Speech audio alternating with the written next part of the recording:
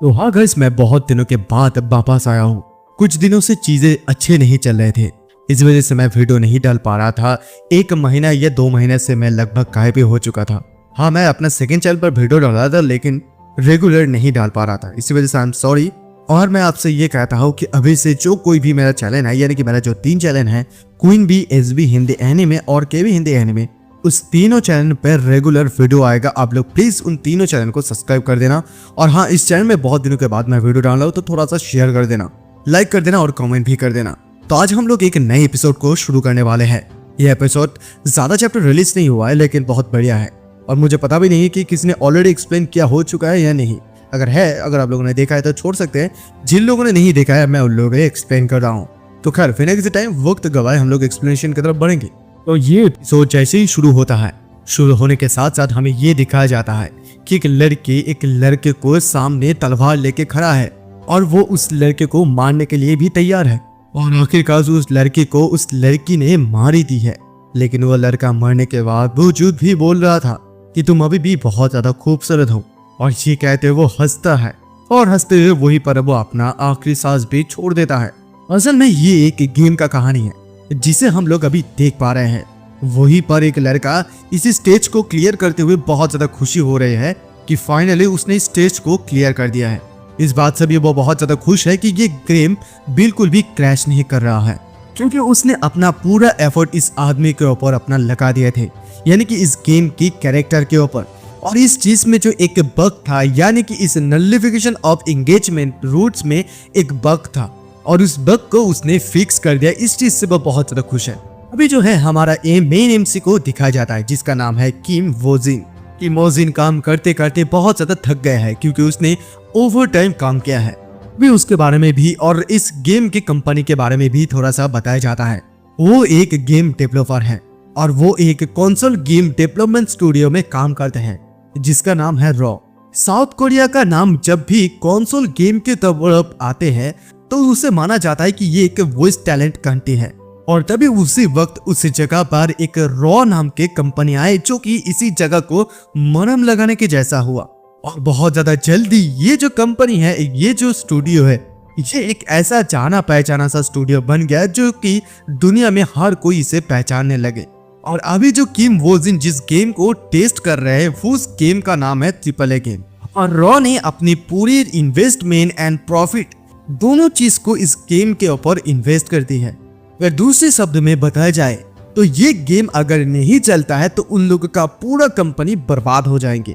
और लेकिन इस गेम का एक खासियत है। इस गेम का खासियत ये है कि इसका जो स्टोरी लाइन है वो प्लेयर के चॉइस के ऊपर डिपेंड करता है। प्लेयर का चॉइस जैसा है वैसा ये आएगा। लेकिन हाँ, वो इस जगह पर एक डिस्प्यूट के बारे में भी बात करते हैं कि ये एक सिर्फ सिंगल प्लेयर गेम है। इसमें हाई AI एडवांटेज भी लगाया गया है और इसी चीज के वजह से जो है कम्युनिटी से अच्छा खासा अटेंशन भी मिल रहा है। लेकिन इस गेम में जो है बहुत ज्यादा वैरायटी की चीज भी होता है, जैसे कि तुम बता सकते हो कि नाइट है, मेग है, एक्सप्लोरर है, डेमन हंटर है, नोबल किंग है और भी बहुत ज्यादा। और यहाँ पर एक वैरायटी रोल मिलते हैं सभी लोगों को। मतलब तुम ये बता सकते हो कि प्लेयर को जो है एक फ्रीडम मिलता है कि वो इस गेम में किसी भी कैरेक्टर को चूज कर सकता है।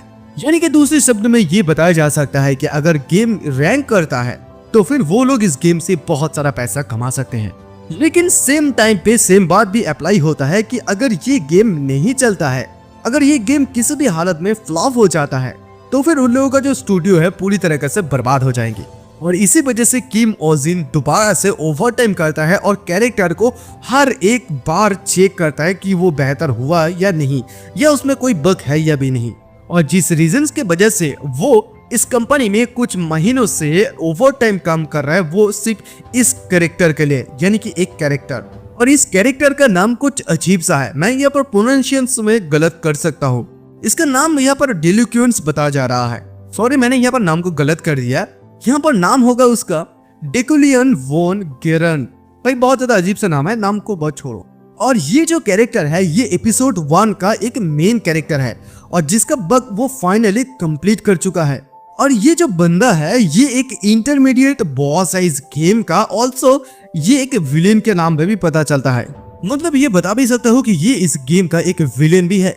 यानी कि हम लोग ये भी बता सकते हैं कि उस किम वोजिन को बहुत सारा बग्स या ग्लिच मिला है इस जगह पर इस कैरेक्टर को ठीक करने में, लेकिन फाइनली उसने मैनेज कर दिया इस कैरेक्टर को लास्ट में जाके मारना और कोई भी चीज गलत नहीं हुआ है। और यहाँ पर इस कैरेक्टर को हम लोग वीडियो की शुरुआत में जो देखा था, यानी कि उसको कोई लड़की आके मार देता है, यानी कि इस कैरेक्टर का मरने का पीछे रीजन है उसका फियांसे। हालांकि यहाँ पर किम वोजिन को इस चीज का कोई सेंस लगता है कि यहाँ पर बहुत ज्यादा एशंस है वो इसी वजह से, तभी अचानक से पीछे से उसे कोई पुकारता है कि वोजिन टेस्टिंग तुम्हारा कैसा चल रहा है। और तभी हम लोग जिस लड़की को यहाँ पर देख पा रहे थे, ये लड़की जो है इस डेवलपमेंट टीम का एक टीम लीडर है और जिसका नाम है यो वेरा, और एक्चुअली में वो उसकी एक गर्लफ्रेंड भी थी। दरअसल वो लोग जो है 7 सालों से एक साथ थे, यानी कि एक साथ रिलेशनशिप में थे। उन लोगों ने अपना बहुत ज्यादा हैप्पीनेस से अपना अच्छे समय को बिताए थे और नेचुरली वोजिन थोड़ा सा लेजी था, लेकिन उसके अलावा उसकी जो गर्लफ्रेंड थी वो एक आर्कोलॉजिस्ट के रूप में बोर्न हुए थे, यानी कि पैदा हुआ था।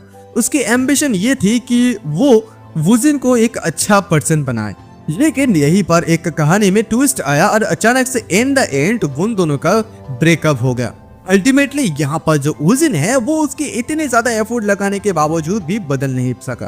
तो खैर तभी अचानक से योरा कहती है कि मैंने ये सुना है कि तुम्हें बहुत ज्यादा बग्स में प्रॉब्लम हो रहे हैं, लेकिन इधर वोजिन हमें ये बताता है कि उसने ये भी सुना है कि उन दोनों की ब्रेकअप के बाद 6 महीने के बाद ही उसकी और एक नए लड़के के साथ मतलब प्रेम हो चुका है, जिसे कहते हैं लव।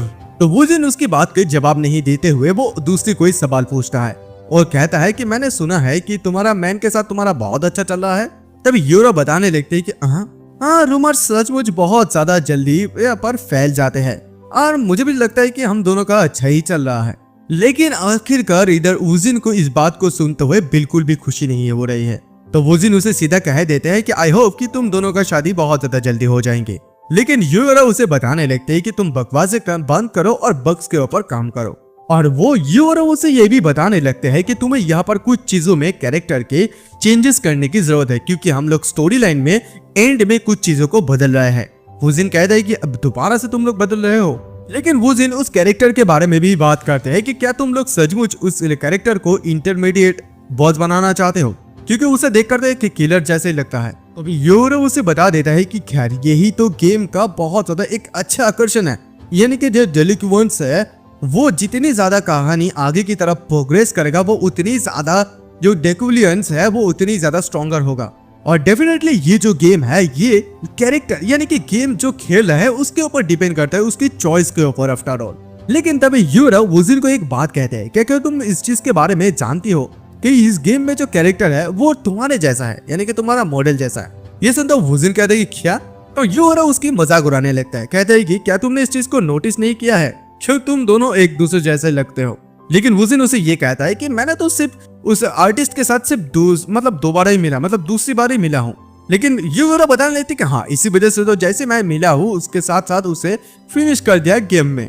और इस बात को वोजिन को कुछ समझ में नहीं आता है। तो यूरो उसे बताने लगती कि देखो तुम दोनों का पर्सनालिटी वहाँ पर थोड़ा सा सेम जैसा ही है। लेकिन यहाँ पर वोजिन सोचने लगता है कि वो यहाँ पर क्या अचानक से बात कर रहा है कि हम दोनों का सिमिलर है। लेकिन यूरो उसकी बात का कोई जवाब नहीं देता है और सीधा वो बात को घुमाते हुए बताने लगती है चलो अभी बातें करना बहुत ज्यादा हो गया है, तुम अभी बताओ तुम्हारा गेम का एक्सपीरियंस कैसा रहा। तो वोजिन उसे सीधा सीधा ये बात कह देते हैं कि देखो ये गेम आखिरकार मजेदार तो है, लेकिन मुझे ये बात बिल्कुल भी पसंद नहीं आ रहा है कि इस गेम के ऊपर ये स्टूडियो का जो किस्मत वो निर्भर करता है। तो यूरो उसे समझा देता है कि देखो तुम्हें इस चीज के बारे में बिल्कुल भी चिंता करने की कोई भी जरूरत नहीं है, क्योंकि ये गेम डेफिनेटली बहुत ज्यादा हिट होगा, क्योंकि इसका जो ट्रेलर है वो बहुत ज्यादा हिट हो गई थी। वोजिन ये नोटिस कर पाता है कि जो यूरो का लिटिल बॉयफ्रेंड है वो उसके लिए शायद नीचे इंतजार कर रही है। वो बताने लगती है क्या ये तुम्हारा बॉयफ्रेंड तुम्हारे लिए इंतजार नहीं कर रहे? लगता है कि वो तुम्हारे लिए इंतजार कर रहा है और वैसे भी बहुत ज्यादा अभी लेट भी हो चुका है, तुम उसको इतने ज्यादा इंतजार क्यों करवा रहे हो? उसे इतनी ज्यादा इंतजार मत करवाओ, जाओ और उसके पास चले जाओ। यूरो भी उसकी बात को सुनते हुए कहती है ठीक है तो तुम अपने ध्यान रखना वोजिन, मैं अभी यहाँ से चल रहा हूँ। उसे गुड लक कहते हुए वो वहाँ से निकल जाती है और वोजिन भी इधर सैड होकर कहती है कि गुड बाय। यहाँ पर 8:30 बज गए, लेकिन वो अभी भी अपने ऑफिस पर काम ही कर रहे हैं, क्योंकि वो डिकुलियन को दोबारा से ट्राई करना चाहते हैं, यानी कि टेस्ट करना चाहते हैं। और वो उस कैरेक्टर को देखते हुए आर्टिस्ट को थोड़ा सा गालियां देने लगते हैं। क्योंकि उसे बिल्कुल भी ये नहीं लग रहा है कि ये कैरेक्टर उसके जैसा ही है। तभी वहां पर कुछ 6 एट्रीब्यूट को देख पाते हैं और कॉम्बिनेशन देख पाते हैं विस्केट एंड एवरेज मेक के हिसाब से। और ये जो डेकुलियन वो जब बचपन पर यानी कि बच्चा था, छोटा था, तब उसे एक मैजिशियन जीनियस कहा जाता था और इसी वजह से उसे बहुत ज्यादा ऊंची दर्जे पर भी रखा गया था। और क्योंकि उसे एक एवरेज मेक की तरह माना जाता था और उसका जो एरोगेंस और नोबिलिटी बैकग्राउंड की वजह से वो अपनी पर्सनालिटी को पूरी तरीके से बर्बाद कर दिए थे। वुजिन तो इसी बारे में सोचते हैं, चिंता करते हैं कि क्या सचमुच उसे एक ह्यूमन के रूप में कंसीडर किया जा सकता है। लेकिन खैर गेम में तो यही रूल्स है कि वो जहां तक परिदृश्य जिसे कहा जाता है, वो जितना आगे की तरफ बढ़ता रहेगा वो उतनी ज्यादा स्ट्रॉन्ग भी होते रहेगा। लेकिन यहाँ पर ऑलरेडी बहुत सारे ऐसे लोग हैं जिससे मतलब जो लोग उसे नफरत करते हैं उस लोग से वो घेर चुका है। लेकिन इसी बारे में सोचते हैं कि क्या हम लोग इस चीज में उसके अंदर क्या और एक पर्सनालिटी या एट्रीब्यूट को नहीं डाल सकते। वो कुछ ऐसी चीजों के बारे में सोचते हैं कि ज्यादा स्पष्ट वो चीज ना हो और वो इस चीज को इसी वजह से करना चाहते हैं क्योंकि ये मॉडल उसकी जैसा लगता है। तो इसी वजह से वो यहाँ पर और एक एट्रीब्यूट को ऐड करना चाहता है जिसे कहा जाता है कॉम्प्रेशन, यानी कि समझ कह सकते हैं कि समझ का मतलब ये कह सकते हैं कि ये एक सहानुभूति जैसा है चीज। कम से कम वो ये चाहता है कि उससे ज्यादा इसका थोड़ा सा सहानुभूति हो। वो ये काम कर रहा है जैसे कि वहां पर वो ऐसा चीज को ऐड कर रहा है तो फिर क्यों ना वो और भी कुछ चीजों को ऐड करे, जैसे कि वेल्थ में भी शायद वो यहाँ पर और भी अगर कुछ चीजों को ऐड करे, यानी कि शर्फ आई और एक आयरन मैन की जैसा ताकत, इन सारे चीजों को वो ऐड करना चाहते हैं। मतलब उसने यहाँ पर बहुत ज्यादा चीजों को ऐड कर दिया है जो कि बहुत ज्यादा अच्छा है। लेकिन हालांकि उसने ये काम को कंप्लीट तो कर दिया है लेकिन उसे थोड़ा बहुत शर्मिंदगी महसूस हो रहा है। वो सोचता है कि अभी ओरिजिनली वो ये जो कैरेक्टर है वो इसे रीसेट करना चाहता है, यानी कि वो पुराना जैसा था वैसे ही बनाना चाहता है। वो जस्ट रीसेट करना चाहता है। जैसे वो रीसेट करना चाहता है वो कुछ चीजों को देखकर अचानक से डर जाता है, यानी कि उसके पास एक अचानक से मेल आता है। जैसे वो मेल आता है वो स्टोरी राइटर का मेल होता है, तो वो फिर उसे मेल करके ये बता देते हैं कि क्या आप कुछ चीजों को मतलब वुजिन कहते हैं कि चेंज करना चाहता है। अगर आप चाहते हैं कि कैरेक्टर में कुछ मॉडल में चेंज करना है तो मैं अभी इसे कर सकता हूँ। लेकिन दूसरे साइड से उसे जो मेल करता है वो कहता है, जो कि एक डेवलपर रेन होता है, वो कहते हैं कि नहीं मैं तो जस्ट ऐसे ही देखने के लिए आया हूँ। उसकी बात को सुनता हुआ वुजिन उसे कहता है कि क्या आपका क्या मतलब है, क्या आप जस्ट यहाँ पर फिनिशिंग मॉडल को देखने के लिए आए हैं। वो कहता है कि नहीं, तुम क्या थोड़ा सा विंडो के बाहर देख सकते हो। तो इसी चीज को वुजिन सुनते हुए विंडो के बाहर वो सोचने लगता है कि क्या देखूं। अचानक से वो आसमान में कुछ चीजें देखकर बहुत ज्यादा हैरान हो जाता है कि आसमान में एक ऐसा चीज हो रहा है जैसे कि एक मानो एक होल हो गया है आसमान पर। अचानक से क्या होता है पता नहीं कि वो अपने आप को गायब देख पा रहा था। वो सोचता है कि ये कौन सा जगह है, एक होल दिख रहा है। वो सोचता है कि ये मैं कहाँ पर हूँ और आखिरकार उसके सामने जो कोई भी है ये आखिरकार कौन है।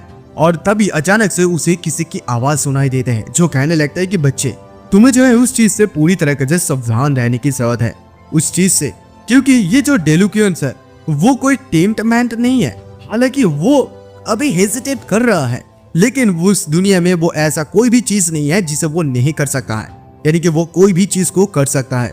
मतलब वो अपनी खुद की टैलेंट को अभी ऐसा दिखा रहा है कि वो बिल्कुल भी कुछ नहीं चीजों को जानता है। वो एक रियल विलेन है, मतलब मेन विलेन। तभी अचानक से उसे कुछ आवाजें सुनाई देता है कि हे डेकुलियन जाग जाओ, क्या करो, तुम कितने ज्यादा और देर तक सोओगे, तुम अपने आप को एक पर्सन के जैसा कैसे कह सकते हो। यहाँ पर एक लड़की को देख पा रहे थे जो कि उसके ऊपर चिल्ला रही थी और एक मेड भी थी जो कि उस लड़की को समझाने की कोशिश कर रही है कि मेड प्लीज मैम आप शांत हो जाइए। लेकिन यहाँ पर वुजिन को यह समझ में आ गया है कि वो कुछ दिन हो गए हैं कि वो एक और बॉडी में प्रोसेस हो गया है, लेकिन स्टिल अभी भी वो चीज उसे ड्रामा का यानी कि ड्रीम की तरह फील होते हैं। एक लड़की उसे चिल्लाते हुए बताने लगती है कि तुम कितने दिन और ऐसे इस वुमेन के कैद में रहोगे, क्या तुम्हें इस चीज के बारे में बिल्कुल भी कोई एहसास नहीं है, पूरी परिवार को क्या ऐसे डालना चाहते हो तुम। और फिर वो लड़की उसके सामने कुछ पेपर को छोड़कर वहां से जाते हैं और बताता है कि मैं तुम्हारे लिए कुछ पेपर को छोड़कर जा रही हूँ, अगर तुम जॉब से निकलना नहीं चाहते हो तो फिर तुम इसे लो और बाहर निकल जाओ। और तभी हमें इधर वुजिन ये बताता है जब से उसने उस आसमान पे उस काई को देखा है वो एक अचानक से स्ट्रेंजर बॉडी में जो है जाग गया, एक स्ट्रेंजर प्लेस में जहां पर जिस चीज के बारे में वो उसे पता ही नहीं कि ये कौन सी जगह है। और ये कुछ वीक हो गया है और वो एक ऐसे वर्ल्ड में आ गया है जिस गेम को उसने खुद बनाया है। और यहाँ का सिनेरियो को देखकर उसे ये समझ में आ रहा है कि वो उसी गेम पर है और सबसे ज्यादा वर्स्ट कैरेक्टर इस गेम में, जो कि अपनी मौत से कभी भी भाग नहीं सकता है। उसका किस्मत में मौत लिखा हुआ है। वो जो है यहाँ पर एक विलेन बन गया है, यानी कि डेलुकियन वो बन गया है।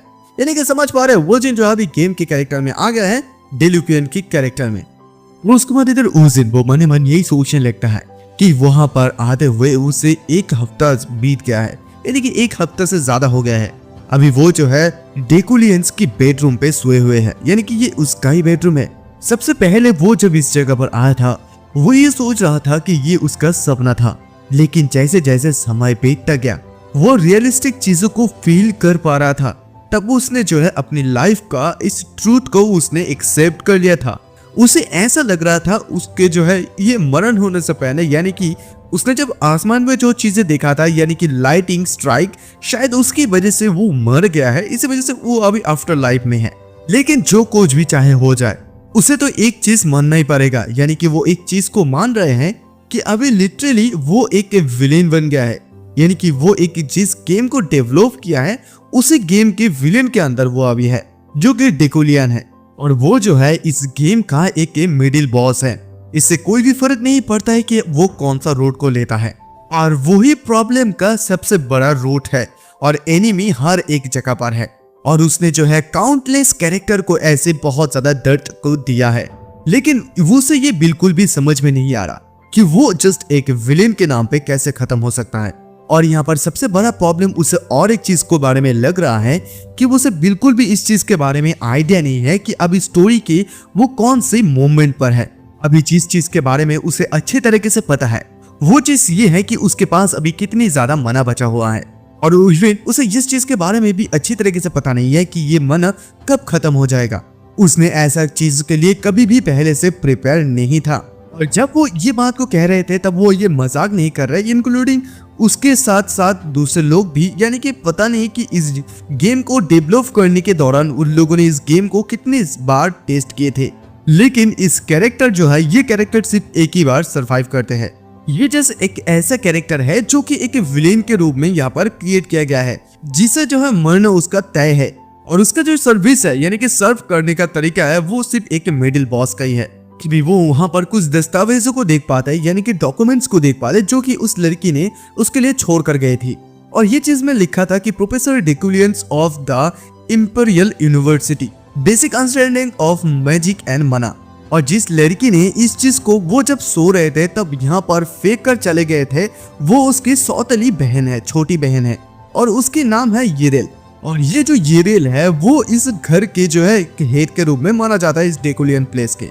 और देखो नोट करने वाली बात ये है कि यहाँ पर जो उसकी बहन के साथ डेकुलियंस का बिल्कुल भी अच्छा रिलेशन नहीं है। और शायद यहाँ पर येरेल जिस लड़की के बारे में पुकार रही थी, यानी कि शायद ये और प्रोबेबली और कोई नहीं हो सकता बल्कि ये जूली होगा। और अभी वुजिन को इस चीज के बारे में अच्छी तरीके से समझ में आ गया है कि अभी जो उसके फियांसे है उसके साथ, यानी कि जूली है, उसके साथ तो यहाँ पर उसका कुछ हो रहा है। और उसकी बहन येरेल जाने के वक्त ये भी बता कर गए थे कि देखो मैंने तुम्हारे लिए इस पेपर को छोड़कर जा रही हूँ, अगर तुम अपने प्रोफेसर की जॉब को नहीं खोना चाहते हो तो फिर जल्दी से जल्दी तैयार हो जाओ। वो जिन उसकी बात को सुनकर मतलब अभी सोचते हैं कि वो उसने प्रोफेसर के बारे में बात किया, तो उसे भी समझ में नहीं आ रहा है कि क्या आज उसका कोई लेक्चर है।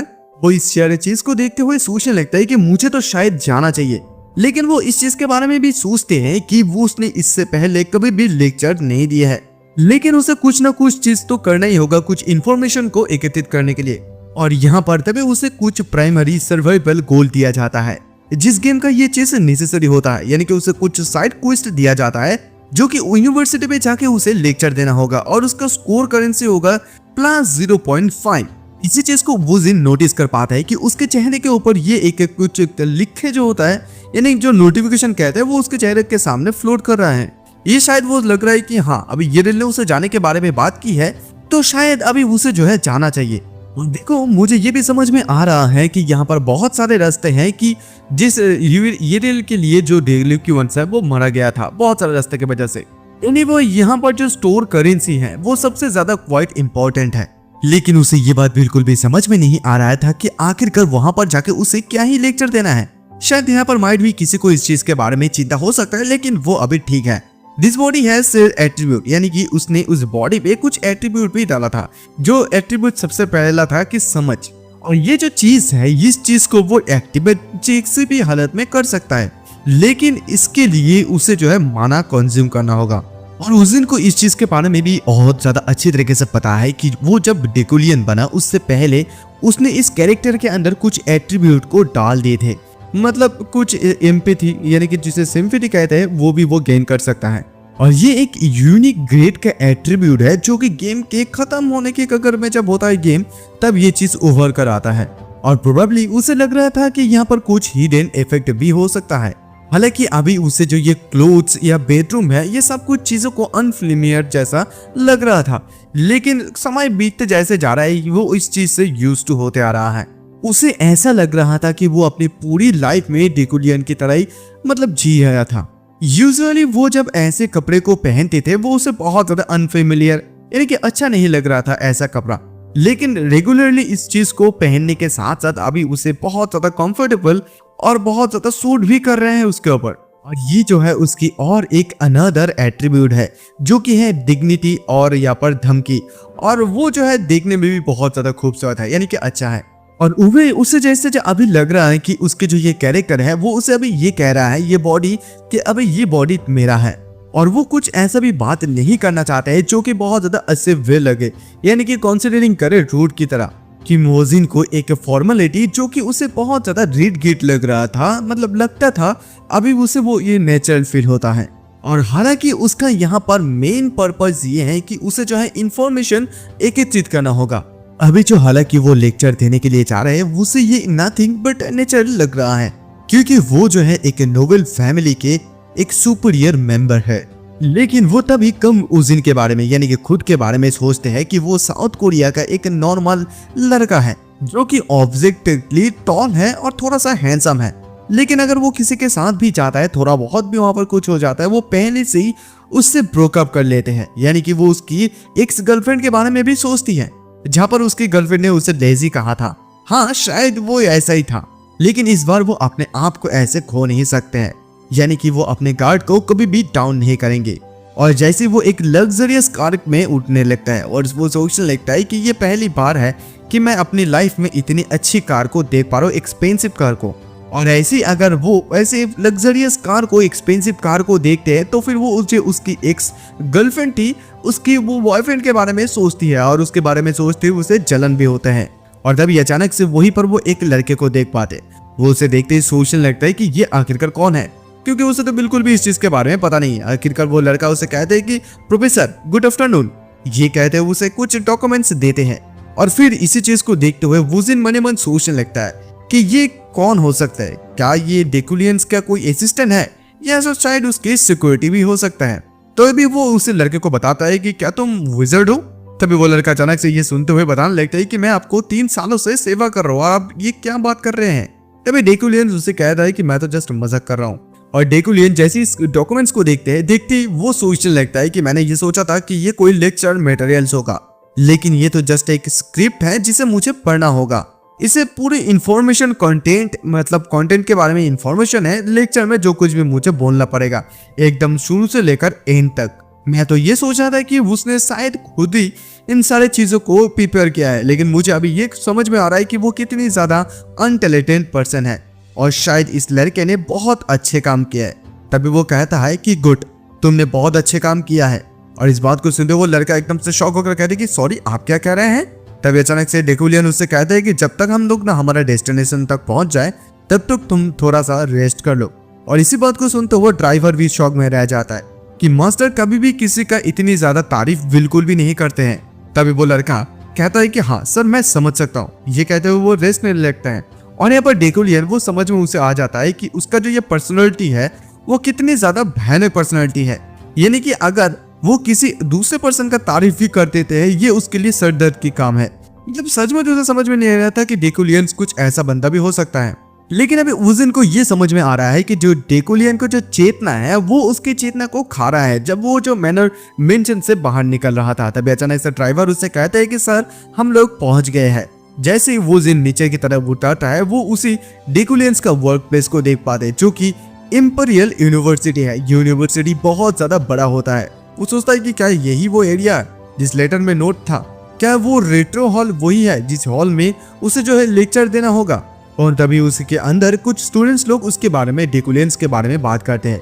वो लोग ये बात करते हैं कि हम लोगों ने सुना है कि फाइनली प्रोफेसर ये डेकुलियन यहाँ पर लेक्चर देने के लिए आएंगी, और हम लोगों ने तो ये भी सुना है कि वो मास्टर ऑफ स्पेल किए हैं, मतलब स्पेल में बहुत ज्यादा अच्छा है और वो एक बहुत अच्छा छोटा बचपन से ही बहुत अच्छा था। तभी अचानक से डेकुलियन सागर कहता है कि attention everyone, my name is Deculian और मैं अभी तुम्हारा यूनिवर्सिटी में इस यूनिवर्सिटी में तुम लोगों की क्लास को चॉइस किया है अभी लेक्चर देने के लिए।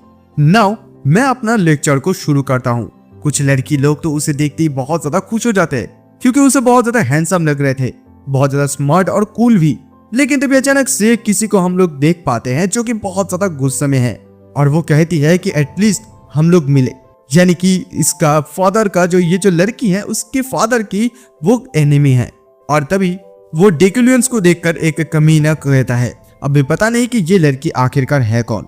तो उसके बाद ये जो लड़की है वो अपने पिता के बारे में बात करने लगते हैं कि 3 साल पहले उसके पापा ने अपने आप को ही मार डाले थे क्योंकि उसके जो पिताजी है वो बहुत सालों से जो है एक स्पेल के ऊपर अपना रिसर्च कंटिन्यू कर रहे थे। लेकिन उसे तो जाके तब शौक लगा जब उसके जो ये थीसिस है किसी ने एक्सटॉर्टेड कर ली थी, यानी कि कोई चोरी कर ली थी। तब उसे इतनी ज्यादा शौक मिला कि वो पूरी तरीके से एकदम गायब हो चुके थे और वो मौत को सिलेक्ट किए। और जिसने इस चीज को चुराया है, यानी कि इस थीसिस को चुराया है, उसे लोग जीनियस स्पेल इंटरप्रेटेड कहते हैं लोग, और कोई नहीं बल्कि वो डेकुलियंस के बारे में बात करते हैं कि उसने उसके पापा के इन सारे थीसिस को चुराया है। लेकिन इसके बावजूद भी उसने कुछ भी नहीं कर पाई थी क्योंकि उसके पापा की मौत की हो जाने के बाद उसके पास से उसका हर एक चीज खो गए थे।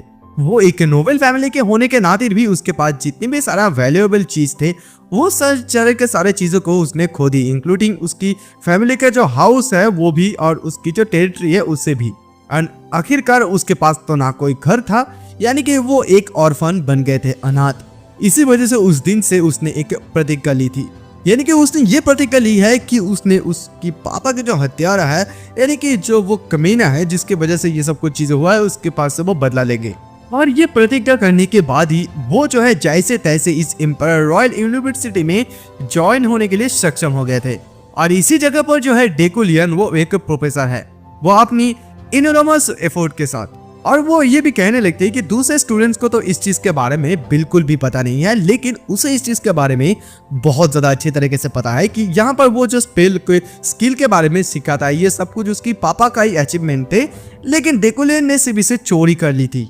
और इसी प्रकार से वो उसका ये मानना है कि डेकुलियन ने उसकी पूरी फैमिली को बर्बाद कर दी है। इसी वजह से उसे लग रहा है कि वो ऐसे एरोगेंटली उसके सामने कैसे खड़ा होकर रह सकते हैं, क्योंकि उसे यही लगता है कि इसकी ये जो पोजीशन है ये उसकी फादर की होना चाहिए थी। वो तो अभी के अभी उसे एक्सपोज करना चाहती है और राइट नाउ उसे मार भी डालना चाहते हैं, बट वो अपने आप को पीछे थोड़ा सा ढकेल रहे हैं क्योंकि उसे नीचे उतारने के लिए उसे और भी बहुत सारा चीजों को प्रिपेयर करने की जरूरत है फॉर द परफेक्ट रिवेंज। तभी अचानक से यहाँ पर डेकुलियन चिल्लाकर कहते हैं कि साइलेंस, मैं अभी अपना जो है लेक्चर शुरू करने वाला हूँ और मैं अपने बारे में थोड़ा सा और भी इंट्रोड्यूस करवा देते हूँ। मैं इस मैजिक टावर के प्रोफेसर हूँ और एक मोनर्क मेक जो कि इस एलिमेंट्स को कंट्रोल करते हैं। My name is Deculian the professor technical this special lecture. देखो यहाँ पर जो मेक्स होता है, यहाँ पर मेक्स का 2 रैंक्स होता है और ये जो मोनर्क्स होता है वो 4th रैंक पर होते हैं। और तभी यहाँ पर डेकुलियन इन सारे लोगों को लेक्चर देना शुरू कर देते हैं। जैसे कि तुम सारे लोगों को ऑलरेडी शायद इस चीज के बारे में तो पता ही होगा, क्योंकि यहाँ पर जो मैजिक होता है यहाँ पर 3 बड़े 3 एट्रीब्यूट होते हैं और 9 टाइप्स होते हैं। और ये जो एट्रीब्यूट्स होते हैं ये सोर्स ऑफ मैजिक का ओरिजिन्स होते हैं और ये जो एलिमेंट्स मटेरियल्स होते हैं वो ऑब्जेक्ट्स को बनाते हैं। और यहाँ पर वो और भी बहुत सारे चीजों के बारे में भी बात करते हैं, जैसे कि समोनिंग, स्पिरिट डिस्ट्रक्शन, सपोर्ट, इनहेंसमेंट, बहुत सारे चीजों के बारे में। और लास्टली वो हार्मोनिक के बारे में भी बात करते हैं। तो वो ऐसे ही अपने लेक्चर को कंटिन्यूअसली करता रहता है और तभी वो लेते देते मनी सोचने लगता है कि मुझे बिल्कुल भी इस चीज के बारे में अंदाजा नहीं था कि ये इतनी ज्यादा स्मूथली चलता रहेगा। उसका ये पहला लेक्चर है, वो जो है ऐसे मैजिक के थ्योरी से बहुत ही ज्यादा अनफेमिलियर है। और हालांकि वो जो यहाँ पर सिर्फ स्क्रिप्ट को ही पढ़ रहे जो कि उसकी टेबल के नीचे लिखा हुआ है, लेकिन उसके बावजूद भी वो इस पूरी स्क्रिप्ट को एकदम परफेक्टली जो है अंडरस्टैंड कर पा रहा है, यानी कि समझ पा रहा है। और सिर्फ इतना ही नहीं बल्कि उसको देखकर लोग तो बहुत ज्यादा डरते हैं, इसी वजह से लोग उसके ऊपर बहुत ही ज्यादा अच्छी तरीके से ध्यान दे रहे हैं, फोकस से देख रहे हैं, यानी कि ये लोग अपना आई कांटेक्ट रख रहे हैं, एकदम से अच्छी तरीके से देख रहे हैं। और उसे इसी वजह से डेकुलियंस को नेचुरल फील हो रहा है ओवर पावर से ज्यादा। और उसे ये लग रहा है कि मे भी शायद जो करंट अभी डेकुलियन प्रोफेसर है वो एक अच्छे टीचर भी बन सकते हैं। और तभी वहां पर वो माना के बारे में भी बात करते हैं कि यहाँ पर जो माना होता है वो डिपेंड करता है कि तुम बॉडी के कौन सी जगह पर रख कर उसे इस्तेमाल करते हो। नॉर्मली जो मेक्स होते हैं वो अपने मना को जो है वो स्टोर करता है अपनी सर पे। इस जगह से मना को इमेजिन करके स्पेल बनाना बहुत ज्यादा आसान होता है। और जो लोग नाइट्स होते हैं वो लोग अपने हार्ट में इसी चीज को इस्तेमाल करते हैं। और लास्टली होता है एक इनर कोर जहां पर मिक्स होता है इंटरनल और एक्सटर्नल माना, और इसे सबसे ज्यादा मोस्ट यूनिवर्सल प्लेस माना जाता है माना स्टोर का। तो इस बात को कहते हुए वो बताने लगता है कि देखो जो कि मैं कहना चाहता हूँ वो बहुत ही ज्यादा सिंपल है। यहाँ पर सबसे ज्यादा इंपॉर्टेंस होता है हार्ड वर्क, लेकिन अगर तुम्हारा टैलेंट नहीं है तो फिर तुम्हें फोकस करने पड़ेगा, यानी कि फोकस करने की बहुत ही ज्यादा जरूरत है। और जब ये सब कुछ चीजों को पढ़ते हुए यहाँ पर वो दिन मन सोच रहे थे कि ये सब कुछ जो है डेकुलियन का बेनिफिट है, टू बी ऑनेस्ट, क्योंकि उसका कोई भी अमेजिंग टैलेंट नहीं है। उसका जो करंट माना होता है वो करंट माना उसके पास भी 3375 है, 75। बट यहाँ पर ऑल्सो वैसे भी बहुत सारा प्राइमरी मना होता है जो लोगों के पास 30,000 मना होते हैं। मतलब वो ये बात कहते हुए वो खुद ही हंसने लगता है कि वो यहाँ पर जो कुछ भी बातें कह रहे हैं उसके बारे में उसे कुछ बात चीजें पता नहीं, मतलब वो ऐसे कैसे गई, बहुत ज्यादा शर्म की बात है। अभी वहां पर वो एक लास्ट पेज में यानी कि स्क्रिप्ट के लास्ट में एक चीज देखते हैं, वो सोचता है कि क्या मुझे ये पढ़ना चाहिए। तभी वो कहता है कि आज का लेक्चर यहीं पर खत्म होता है फाइनली। और फिर वो यही सोचने लगते हैं कि यहाँ पर जो स्क्रिप्ट में जो लास्ट स्क्रिप्ट है पार्ट में जो स्क्रिप्ट में है वो बहुत ज्यादा एकदम स्ट्रेंज है, अजीब है, क्या उसे सचमुच इसे पढ़ना चाहिए। वो ये भी सोचने लगता है कि अगर यहाँ पर ओरिजिनल डेकुलियन होता तो फिर क्या वो शायद इसे पढ़ता। उसे नहीं लगता है कि वो ऐसे सेंटेंस को बिल्कुल भी पढ़ सकता है। और तभी वो चिल्लाकर कहता है कि क्या यहाँ पर किसी को भी कोई सवाल है, तो वहीं पर कोई भी स्टूडेंट्स उसे सवाल करने की हिम्मत भी नहीं करते हैं। और इसी बात से वुजन तो खुश हो जाता है कि कोई उसे कोई सवाल नहीं कर रहा है, क्योंकि अगर सवाल करेगा तो उसका कोई आंसर ही नहीं दे पाएगा। लेकिन तभी अचानक से चिल्लाते हुए कोई कहती है कि प्रोफेसर डेकुलियन लास्ट नाइट जो है मिस्टीरियस स्पेल डिस्कवर हुए थे डॉर्मेट्रीज में, क्या आप इस चीज के बारे में कुछ बता पाएंगे, क्योंकि लोग एज्यूम कर रहे हैं कि ये एक डेविल का है। बट प्रोफेसर डेकुलियन आप इस चीज के बारे में क्या कहते हैं कि ये कौन सा चीज है। और तभी अचानक से डेकुलियन उसे कहता है कि क्या तुम इस यूनिवर्सिटी के स्टूडेंट्स हो मैजिक टावर के। वो लड़की कहने लगती है कि सॉरी आप ये क्या बात कर रहे हैं। तभी डेकुलियन उसे बताने लगते हैं कि तुम इतनी ज्यादा एरोगेंट हो कि तुम अपने नाम के बारे में भी बात नहीं किया कि अपने नाम क्या है और कुछ क्या है। सबसे पहले क्या इंपॉर्टेंस होता है कि अपने बारे में इंट्रोड्यूस करवाना, लेकिन तुमने अपना नाम भी नहीं बताया। मैं तुम्हारा कोई भी सवाल का जवाब नहीं देने वाला हूँ। और ये सुनते ही तो वो लड़की एकदम से शॉक में आ जाती है। वो बतलाती है प्रोफेसर आप ये क्या कर रहे हैं, लेकिन प्रोफेसर बिल्कुल भी उसकी बात को नहीं सुनता है। डेकुलियन वो सीधा आगे की तरफ जाने लगता है और जाते वक्त वो मन में सोच लेती है कि सॉरी लेकिन मेरे पास और कोई भी दूसरा रास्ता नहीं है। उसने सिर्फ अभी एक चीज को रियलाइज किया है कि समझने वाला उसके पास जो पावर है वो बहुत ज्यादा मना को कंज्यूम करता है, यानी कि उसके पास 3375 मना है, लेकिन वहां पर अगर इसका जवाब देते हैं तो यहाँ पर वो 2000 मना को कंज्यूम कर लेगा। उसने इस स्क्रिप्ट को समझने के लिए 1300 मना देकर उसने इस स्क्रिप्ट को लेक्चर को समझा था, तो इसकी वजह से उसके पास अभी ज्यादा मना नहीं है कि वो इसी स्पेल को अभी समझने के लिए वो उसका इस्तेमाल करे। इधर ये लड़की जैसे इस सवाल को पूछता है जो प्रोफेसर जवाब नहीं देकर चले जाता है, तो कुछ स्टूडेंट्स लोग उसे देखते हुए बहुत ज्यादा हंसने लगते हैं। और यहाँ पर डेकुलियन भी सोचने लगता है कि शायद इस लड़की ने कुछ चीजों को तो नोटिस की है लेकिन ये काम नहीं किया। लेकिन तब अचानक से वो लड़की अचानक से कहती है कि प्लीज आप 1 मिनट रुकिए। वो ये बताने लगती है कि क्योंकि अभी जो मैजिक टावर है वो इस चीज को रिफ्यूज कर रहे हैं एनालाइज करने के लिए, क्योंकि उन लोगों को ये मानना है कि ये एक रूमर्स है। अगर आप ये होते हैं तो फिर मुझे जो अंदाजा है कि आप इस चीज को फिगर आउट कर सकते हैं कि ये किस प्रकार का मैजिक है। और तभी वो एक मैजिक को उसके सामने दिखाता है और बताने लगता है कि मैं जानना चाहती हूँ कि इसके बारे में। और इसी चीज को देखते हुए डेकुलियन देख पाते हैं कि उसको सिर्फ इसको समझने के लिए 360 मना की जरूरत है और इसे वो इस्तेमाल कर लेते हैं। और ये जो लड़की है उसे जो ये स्पेल को दिखाती है, दिखाकर बताने लगती है कि ये एक रिसर्चिंग एनालाइजिंग स्पेल है, लेकिन यहाँ पर कुछ ज्यादा प्रोग्रेस नहीं हो रहा है, कि अगर आप इस चीज के बारे में थोड़ा बहुत हमें कुछ हिंट दे सकते हैं कि ये कौन सा चीज है। तब अचानक से डेकुलियन उसे बता देता है कि ये एक बैरियर मैजिक है। और ये लड़की को इस बात को सुनते हुए कुछ समझ में नहीं आ रहा, वो बताने लगी सॉरी। तो तभी डेकुलियन बताता है कि देखो यहाँ पर हिंट्स की कोई भी जरूरत नहीं है। तो यहाँ पर डेकुलियन उसे समझा देते हैं कि देखो ये एक बीट्समैन टाइप ऑफ बैरियर स्पेल है, तो मुझे जो लगता है कि तुम लोगों को कोई ट्रैप करने की कोशिश कर रहा है। चलो अभी ये खत्म होता है, ये कहते हैं वो वहां से सीधा निकल जाते हैं और उसका साइड क्विज भी कंप्लीट हो जाता है। और दूसरी साइड हम लोगों को जो यूनिवर्सिटी मैजिक टावर के कैफेटेरिया का सीन दिखाया जाता है। हम लोग देख पाते हैं वो लड़की उसके बारे में, डेकुलियन के बारे में सोचती हुए खाना खाने लगती है। वो खाना खाते वक्त ये भी सोच रही थी कि वो इस चीज को एक्सपोज करना चाहते हैं कि वो जो स्पेल के बारे में बात कर रहे हैं वो स्किल के बारे में वो झूठ है, विद एन अननोन स्पेल।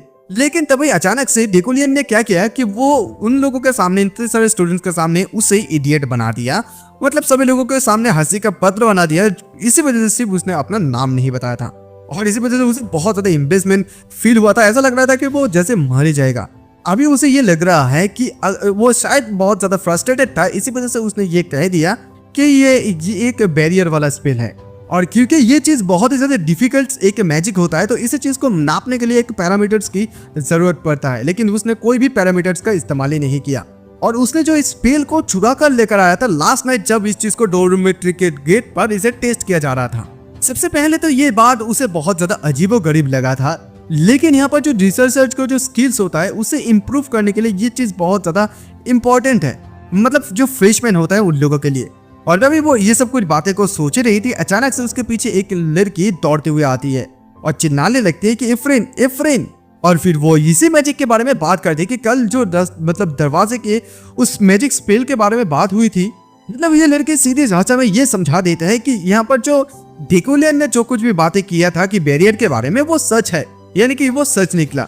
इस बात को सुनते हुए एम्परर भी एकदम शॉक हो जाती है और वो लड़की जो है एफ्रिन को ये भी समझाने लगती है, बताने लगती है कि देखो हम लोगों के पास इतनी ज्यादा हिम्मत नहीं थी कि हम लोग प्रोफेसर को जाके ये बात पूछे, लेकिन तुम सचमुच बहुत ही ज्यादा ब्रेव हो कि तुमने जाके पूछे। तभी एफ्रिन बताने लगती है नो वेट, क्या सचमुच ये मैजिक बैरियर थे? और इस बात को सुनते वो लड़की तो डेकुलियन की बहुत ही ज्यादा तारीफ करने लगती है कि डेकुलियन ने सचमुच इस चीज के बारे में बात की है, मतलब उसने बिना किसी चीज को मापे पैरामीटर्स में वो एकदम ऐसे बात कर दी। और ये लड़की एफ्रिन भी इस बात को सुनते घबराए जाते हैं और तभी वो लड़की उसे बताती है कि थैंक्स एफ्रिन, और मैं अभी जो है रिपोर्ट लिखने के लिए जा रही हूँ और मैं तुम्हारे नाम भी बाद में ऐड कर दूंगी। ये सुनते हुए एफ्रिन बता देगा ओके थैंक यू प्लीज। और इधर एफ्रिन तो मन ही मन सोचने लगती है कि ये तो सचमुच बहुत ज्यादा अच्छा हुआ, यानी कि लकी था, यानी कि उसने जो है ये डेकुलियंस को रेपुटेशन को और भी ज्यादा इंप्रूव कर दी है। और तभी वहां पर वो उसी चीज को देख पाते हैं, मतलब पढ़ते हैं, जो कि इस बार लेक्चर में पढ़ा रहा है डेकुलियंस, जो कि अभी सेमेस्टर में आने वाला है। और इस जगह पर वो और एक चीज भी बात करते हैं कि तुम अपने एनिमी को जितनी ज्यादा जानोगी उतनी ज्यादा उससे हराने की चांसेस तुम्हारे पास रहते हैं बैटल में, राइट? तो अभी इससे जो है उसे इस आदमी का चेहरा तो उसे देखना ही होगा, तो इसी वजह से वो अभी अपने आप को बहुत अच्छे तरीके से तैयार कर रहे हैं। वो जैसे डेकुलियंस को ये बताने की कोशिश कर रही है कि तुम जस्ट इंतजार करो, मैं तुम्हें बहुत ज्यादा जल्द ही एक्सपोज कर दूंगी। तो उसके बाद हम लोग ये देख पाते हैं जब डेकुलियन यहाँ पर आ रहे होते हैं तो मोने में वो सोच रही थी कि सच मुझे बहुत ज्यादा अभी बुरा कुछ चीजें होने वाला था। मतलब उस समय जो उस लड़की ने स्पेल को दिया था, उस स्पेल को देख कर हुए उसको बहुत ज्यादा अर्लियर शौक लगा था। उसका जो एक समझने वाला चीज था, यानी कि जो ताकत था, वो चीज अचानक से एक्टिवेट हो गया और उसने जब ऐसे स्पेल के इस सर्कल्स को देखा जो कि एक के ऊपर एक ऐसे टेंगल कर रहे थे, इसी चीज को देखते हुए उसके शरीर में जितनी भी सारे मना था वो बाहर निकलना एकदम कॉमन बात था, इनफ था। इवन वो तो इस चीज को भी समझ नहीं पा रहा था कि आखिरकार उस स्पेल में क्या हो रहा था, मतलब आखिरकार वो स्पेल क्या ही था। हालांकि अभी उसकी जो बॉडी है, उसकी बॉडी में अभी डबल मना है, लेकिन डबल मना देने के बावजूद भी वो इस चीज को बिल्कुल भी समझ नहीं सकता था कि आखिरकार उस स्पेल का प्रिंसिपल क्या था। लेकिन वो इस बात से बहुत ज्यादा शुक्रगुजार है कि उसे आखिरकार कुछ भी नहीं एटलीस्ट हुआ है। तब अचानक से उसे कोई कहते हैं तुम्हें बहुत दिनों के बाद देखा, और जैसे ही डेकुलियन उस लड़की को देख पाते हैं, देखते वो शौक हो जाती है। वो सोचने लगता है कि ये वही लड़की है, इसकी जो राइट हेयर, मतलब उसकी जो व्हाइट हेयर है और लाइटली आंखें हैं, जिस पर्सन को उसने अपने मॉनिटर पे हजारों बार देखा था। ये लड़की और कोई नहीं बल्कि ये लड़की जूली है। तभी जूली उसे पूछने लगती है कि तुम अभी कैसे हो, और तभी डेकुलियन उस चीज के बारे में, मतलब उसके बारे में बात करने लगते हैं कि वो जो है वो उसकी फियांसे है और उसका जो कैरेक्टर है वो एक नाइटहुड के कैरेक्टर है, जो कि नाइटहुड का प्रिंसेस ने क्या बोलते हैं, मतलब ये मान लो कि वो इसके हेड है, लेकिन उसे बिल्कुल भी इस चीज के बारे में अंदाजा नहीं था कि वो इस जगह पर भी हो सकती है। तभी वो बताने लगते हैं कि मैं श्योर नहीं हूँ, तुम ये कह सकते हो कि मैं फाइन हूँ। और जैसे ही जूली उसकी बात को सुनती है कि वो फाइन है, इसी बात को सुनते हुए कहती है क्या तुमने कुछ समय पहले मुझे कुछ चीजों को एक्सेप्ट किया था, मतलब प्रॉमिस किया था, लेकिन उस प्रॉमिस को तोड़ने के बाद भी तुम कैसे ठीक रह सकते हो। और जैसे ही वुजिन यानी कि डेकुलियन जैसे उसकी बात को सुनती है, सुनने के साथ साथ वो ये सोचने लगता है कि कौन सा प्रॉमिस, मुझे बिल्कुल भी समझ में नहीं आ रहा है कि वो कौन से प्रॉमिस के बारे में आखिरकार बात कर रहे हैं। बेहतर होगा कि मैं इस चीज को अवॉइड करके यहाँ से निकल जाऊं।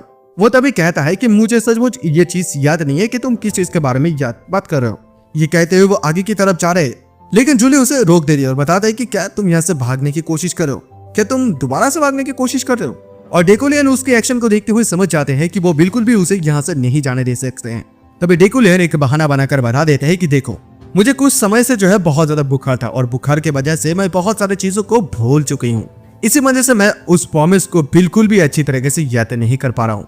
तभी अचानक से हमें थोड़ा सा फ्लैशबैक का सीन दिखाया जाता है, जहाँ पर हम लोग ये देख पाते हैं जो जूली है वो उसने डेकुलियन को बताया था कि तुम मुझे ये प्रॉमिस करो, क्या तुम अपने आप को ट्रूथफुल कर सकते हो और सभी लोगों के सामने तुम अपना एरोगेंस को कॉन्फिडेंस क्या कर सकते हो, तो फिर मैं तुम्हारे साथ सचमुच रहूंगी, मतलब अगर ये दुनिया पूरी तरह से तबाह हो जाए फिर भी मैं तुम्हारे साथ ही रहूंगी।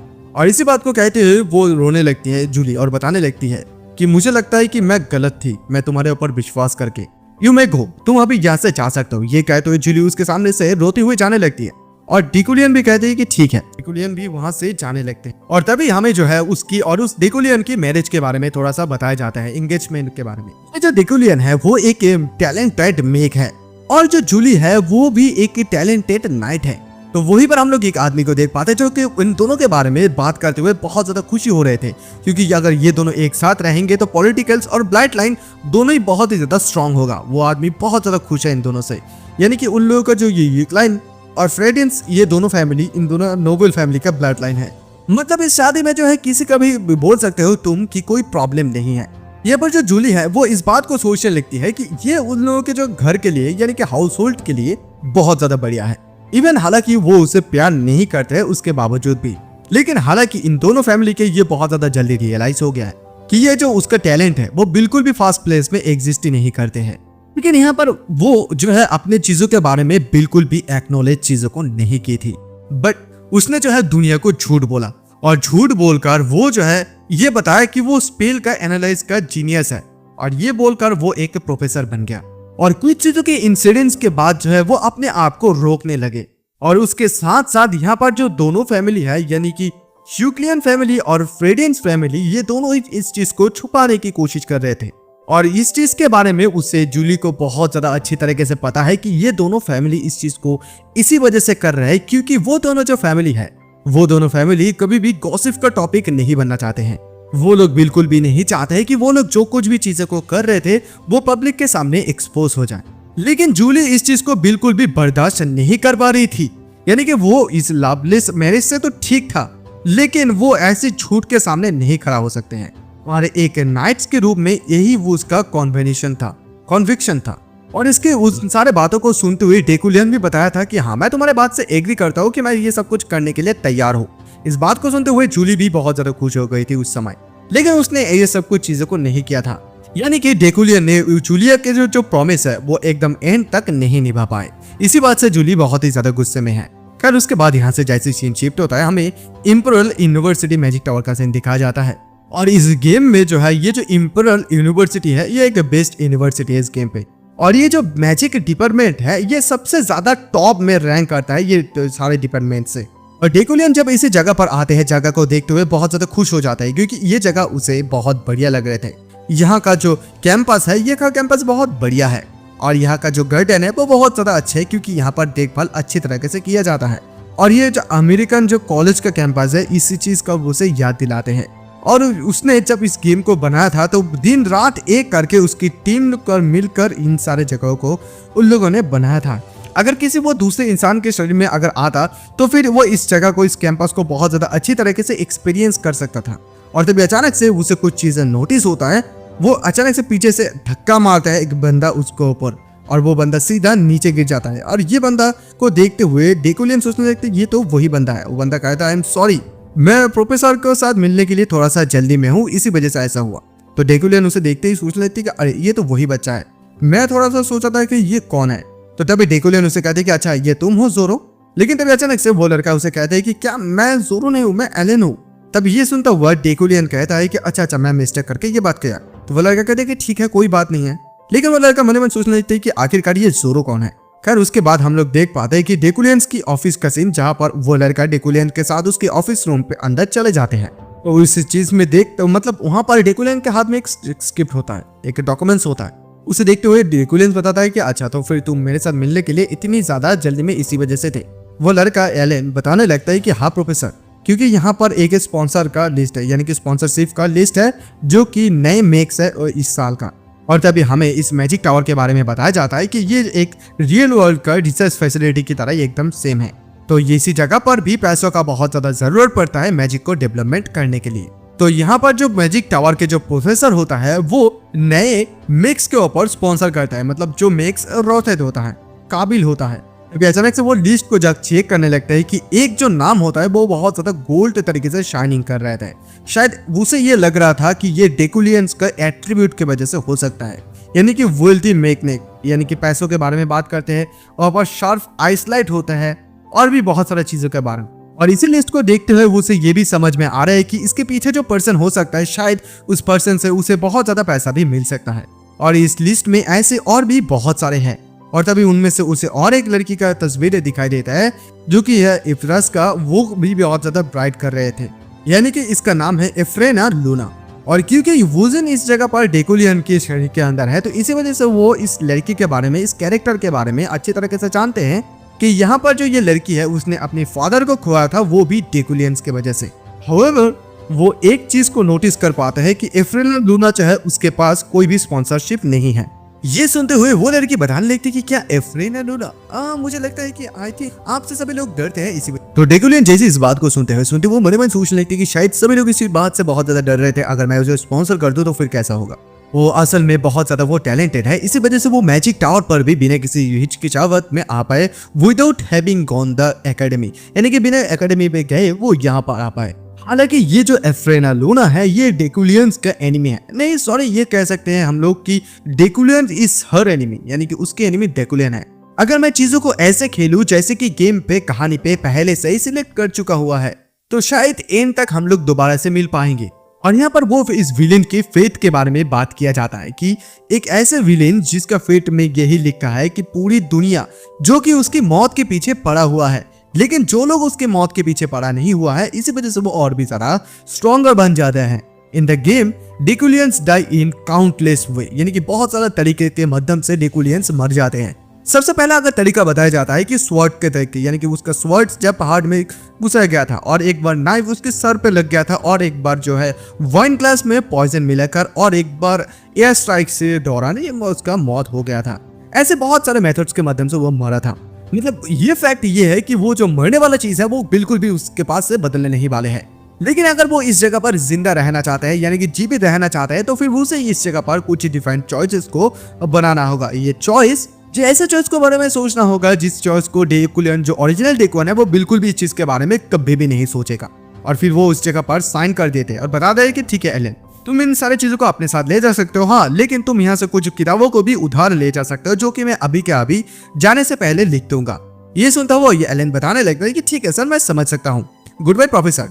ये कहते हुए एलन वहां से निकल जाते हैं और इधर डेकुलियन सोचने लगता है कि I need a lot of money in order to survive, यानी कि यहाँ पर उसे सर्वाइव करने के लिए बहुत ज्यादा पैसों की जरूरत है, क्योंकि पैसों से वो बहुत ज्यादा डेथ रूट्स को, यानी कि मरने का जो रास्ता है, तरीका है, वो उससे वो छुपा सकते हैं। यहाँ पर अगर वो मेक के ओवर इन्वेस्टिंग करेगा पैसा तो फिर यहाँ पर और एक तरीका है। और हालांकि वो ये भी जानते हैं कि ये चीजें सिर्फ उसके लिए इनफ नहीं होगा, क्योंकि यहाँ पर काउंटलेस ऐसा नेम है जो नेम इस दुनिया में उसे मारना चाहते हैं। मतलब अगर उन लोगों को कभी भी मौका मिले तो वो लोग उसे तुरंत ही मार डालेगा। So in order to survive what I really need is, उसे सब कुछ अभी तरीका है, एक वे टू आउट, यानी कि यहाँ से बाहर निकलने का एक तरीका। उसे और भी ज्यादा यहाँ पर स्ट्रॉन्ग बनने की जरूरत है। वो इन सारी चीजों के बारे में तो सोचती है, लेकिन सोचने के साथ साथ उसे ये भी समझ में आ जाता है कि ये जो डेकुलियंस है उसका टैलेंट जो है वो एक एवरेज टैलेंट है, और at this rate I can not properly response to future threats, यानी कि फ्यूचर में उसे जो कोई भी थ्रेट्स आने वाले हैं वो सिर्फ इसी चीज के माध्यम से इसे बिल्कुल भी कंट्रोल नहीं कर सकता। I can not survive the countless debt मतलब अभी जो काउंटलेस मौतें आने वाले हैं उसके सामने वो बिल्कुल भी इसे फेस नहीं कर सकता है। वो बिल्कुल भी इस सारी चीजों को देख नहीं सकता है कि जो अभी आने वाले हैं, क्योंकि उसे पता है कि इस गेम में क्या क्या चीजों को हुआ था। लेकिन अभी उसके पास एक जो चीज है सिर्फ उसके पक्ष में है, और वो चीज और कुछ नहीं बल्कि उसकी एट्रीब्यूट्स है। और फिर वो डेलिक्वेंस के बारे में भी सोचते हैं कि वो जो डेलिक्वेंस है वो ऐसे 4 एलिमेंट्स को बिल्कुल भी कंट्रोल नहीं कर सकता है, but he definitely has potential. उसके पास पोटेंशियल है कि वो मैनिपुलेट कर सकता है अर्थ एंड फायर एलिमेंट्स को, और इसका रिजल्ट के स्वरूप में ये भी मिल सकता है कि अगर तो हम अर्थ फायर एंड मेटल्स को कंबाइनिंग कर देते हैं तो फिर यहाँ पर कुछ डेलिक्वेंस में एट्रीब्यूट आ सकता है जिसे कहा जाता है मिडस टच। और ये जो एक मिडस टच है, ये मिडस टच एक ऐसा चीज है जो कि यूजर्स के मानव को कंज्यूम करता है उसके पोटेंशियल टारगेट को अनलॉक करने के लिए। और ऑल्दो यहाँ पर देयरफॉर डेलिक्वेंस का जो टैलेंट्स है वो मैनिपुलेटिंग है मेटल्स को, यानी कि एलो करता है उससे कोई भी क्यूआई कंट्रोल करने के लिए क्यूआई बेस्ड कोई तलवार को। और देखो तुम्हें शायद ऐसे भी लग सकता है कि अगर जब तुम ऐसा बात कर रहे हो कि तुम क्यूआई कंट्रोल ब्लेड्स को कंट्रोल कर सकते हो तो फिर तुम्हें ऐसा भी लग सकता है कि ये बहुत अच्छा है, लेकिन ये जस्ट एक सरल सा यानी कि सिंपल सा टेलीकिनेसिस है। However, ये जो है इस दुनिया में हालांकि डेफिनेटली नॉट मेन स्ट्रीम, ये मेन स्ट्रीम नहीं है। वो बेसिक मैनिपुलेशन जो मैनिपुलेशंस है उसके मैजिक के बारे में उसे देखते हैं, यानी कि किताब में पढ़ते हैं। अभी जो उसके पास चीज की कमी है वो चीज है पावर, यानी कि पावर की कमी है। लेकिन अगर वो मेटल में मैनिपुलेटिंग कर सकता है तो फिर उसके पास ये पोटेंशियल आ सकता है। But to realise all thing उसे सबसे पहले अभी एक चीज को सीखना होगा जिसका नाम है मैनिपुलेशंस। अभी सबसे पहले वो ये सीखना होगा कि वो उसे कैसे मैनिपुलेट किया जाता है ऑब्जेक्ट को, ये सीखना होगा। और फिर वो इसी चीज को टेस्ट करने के बारे में सोचते हैं, और सोचने के साथ साथ वो टेस्ट करना भी शुरू कर देता है। वो किताब में हाथ रखकर इन सारे मैनिपुलेशन के बारे में कुछ सीखता है, और जैसे वो इन सारे चीजों को सीखने लगता है इस टेलीकिनेसिस को, कि उसके दिमाग में इतनी ज्यादा प्रेशर आता है, लग रहा है कि ऐसा कि बाहर आने वाले हैं, ऐसा चीज कुछ होने वाला है, मतलब वो बहुत ही ज्यादा थक सा जाता है। और तभी वो सोचता है कि मैं भी नाउ अभी मैं कर सकता हूँ। वो एक पेन को लेता है और पेन को लेकर देखने लगता है, और जैसे वो इस चीज को कोशिश करता है उसे ये समझ में आ जाता है कि जो बेसिक्स टेलीकिनेसिस है वो उसे कर सकता है, इसके लिए उसे कोई भी स्पेल कास्ट करने की जरूरत नहीं है। और वो इस चीज से भी बहुत ज्यादा हैरान है कि वो चीज जो चीज को वो उसने गेम पर देखा था अभी वो ये रियल लाइफ में उस चीज को महसूस कर पा रहा है, यानी कि बहुत ज्यादा उसे एक अच्छा फीलिंग्स आ रहा है। लेकिन ऑल्दो अगर तुम इस चीज के बारे में ध्यान से सोचो तो ये चीज नॉर्मल एक बेसिक सा चीज है, यानी कि ये कुछ हाई लेवल में कभी कोई चीज नहीं है। मतलब वो जिस लेवल को सोच रहा है वो उस लेवल तक पहुंच भी नहीं सकता है, even with high ranking telekinesis, उस टेक्निक्स होने के बावजूद भी वो उस लेवल तक बिल्कुल भी नहीं पहुंच पाएगा। व्हाट शुड आई डू, यानी कि अभी वो सोचता है कि मुझे क्या करना चाहिए, क्या होगा अगर इस मैजिक सर्कल को मेरे पूरी शरीर के अंदर मैं डाल देता हूँ। तो गाइस इस एपिसोड के एक्सप्लेनेशन हम लोग यही पर खत्म करते हैं। आप लोगों को कैसा लगा प्लीज मुझे कमेंट करके बताना, अगर अच्छा लगे लाइक कमेंट शेयर सब्सक्राइब कर देना। मिलेंगे नेक्स्ट एपिसोड में, तब तक के लिए बाय, चलते हैं।